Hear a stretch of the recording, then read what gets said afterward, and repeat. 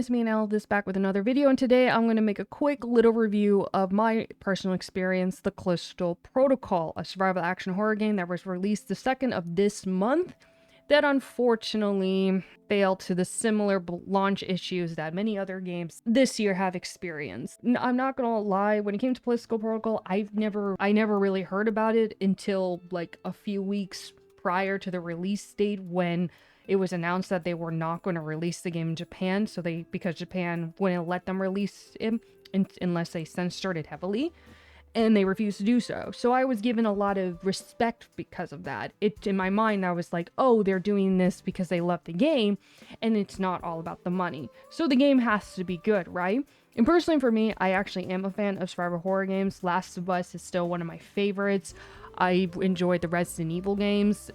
But admittedly, I haven't really played a very dedicated survival horror game in a while, so I decided to give this game a shot, especially after the respect it was given by committing to not releasing in Japan, so they wouldn't rob people from the gore and the violence and the combat that they wanted to deliver. When playing the game, however, though, unfortunately, once again, it suffered a lot of the same issues that a lot of other launches. The game stuttered a lot, it freezed, it glitched, for some people it was just downright unplayable. For PC, at the time at least that I'm recording this, it is pretty much unplayable, and even though they have since made patches to the game, it is still unplayable or very buggy for a lot of people. Admittedly, the game is much better on console, which is what I played it on, so I didn't experience it too much simply because of that. But for a $60 game release to have a broken game like this, it is very unfortunate. And I am just so sick and tired of games just having these awful launches, and people that keep defending them as if it doesn't matter, because I am so tired of bad launches. It came to the point where some people couldn't even turn corners because it would cut and it would freeze, and there was always bugs everywhere. It was such a launch mess. Just very unfortunate, especially for a game that, once again, seemed to have so much more potential. I'm not trying to say too much when it comes to like the story itself, because I do not want to spoil it, but I will say this: the game is actually very short. The game is about 7 hours, maybe 10 hours, depending on how good you are at the game. It's a very short game that you're paying $60 for, and in some cases it's very still buggy. A very short, buggy experience. However, I don't personally mind when games are short. A Plague's Tale is a game that I can beat in like 8 to 10 hours. It's not a very hard game to beat in such a short amount of time. But the story of A Plague's Tale is very good. I enjoy the story. I love the characters. The voice acting is amazing. And the scenery, especially on my Steam Deck, I love it. So even though the game is short, I can see myself going back to play it just for the experience that the game brings me. And for other games like The Last of Us, another game that I can beat in 7 to 10 hours, depending on how the difficulty level I choose to play it on, there are so much more reasons to replay it, for the customizables, to get a full 100% file score, because there's a lot of notes, there's a lot of extra content that you can miss in the first run, and also that has the different multi-level experience, especially with part 1, where they added even more like speed runs and death game challenges to make the game harder. So there's reasons to go back to replay it. There's nothing like that in the Callisto Protocol. You play it once, and that's it. I don't know if that was the best approach to go for, especially with a game for $60. That is kind of such a terrible release. And it's also just very short, that you wouldn't really have a reason to replay it again. But what about the game itself? What about the gameplay? The gameplay is interesting. I'm mixed about the gameplay. On one hand, I do like a game where it tries something different instead of depending all on gun, where you use melee, because you are using melee a lot. Even though you get guns, and even though you can fully upgrade these guns to max, the enemies are so strong, and usually you're using all your rounds to kill one enemy. You're most likely just going to use melee for the most part. And that wouldn't be a problem if it didn't get very repetitive. And that's kind of the issue with the melee. It gets very repetitive to the point where it turns into a chore. And because you can't really customize or change the way you fight in this game, you're pretty much going to do almost the same thing throughout the entire game. Also, there isn't really much of a dodge. There is no dodge button. The way you dodge is by how you move your trigger, and then the game will automatically dodge for you.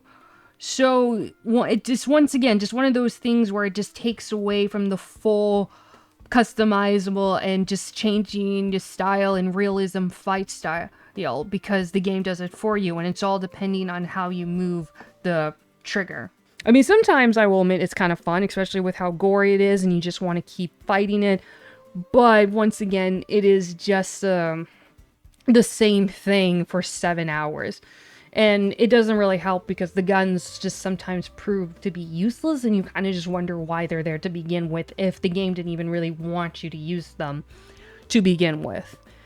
Now, once again, it's weird because I like the idea, maybe could be executed better, but at the same time, I don't know, I probably would have done it much differently. That's just my opinion, though. And I know there are games that just have a simple button mash gameplay thing. I mean, Last of Us, let's just be honest, as amazing the story is, it is a pretty mediocre gameplay style because it is a lot of button mashing, something that the second one improved on. And I would be lying too if I said that Sonic Frontiers did not have repetitive gameplay either. It is there. The only difference is that The Last of Us story is amazing, and Sonic Frontiers story is very interesting because you have no idea what is actually going on, as well as there are many ways you can change the style of how you're fighting because there are other customizables and you can level up, and it's open world so you can have something more to explore, and there's puzzles, so there is more in there to kind of make up for it or to justify it. The Callisto Protocol, there isn't much else because the story has a good build-up. The first 2 hours of the game are amazing. It pulls you in, you get a good idea of the world. I love the world, the level designs are amazing, and the gore does not hold back. It is an amazing experience. It's in the first 2 hours. And then after that, it just goes really downhill when it comes to the gameplay becoming repetitive. There isn't really much monsters or creatures. There's only about, I think, like 5 in the game. 5 to 7, no more than that. There's only like 1-2 bosses in the entire game. And then the ending of the story felt underwhelming to me. Like, it was building up to something so grand, and then it just, like, I don't know if they ran out of time, or they didn't know what they wanted to do, or they just stopped trying or something. Like, the ending just felt very, I don't know. I won't say I hated it, but it definitely threw me off in the way I'm not entirely for sure if it was the best direction. I don't know. It is, I don't know. It's not terrible.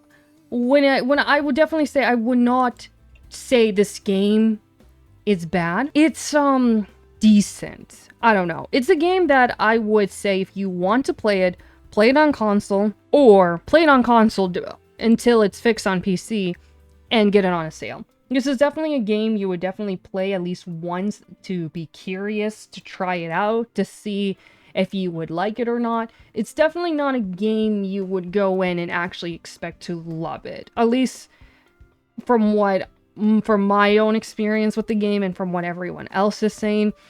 It is, I mean, compared to Dead Space, it is definitely a disappointment.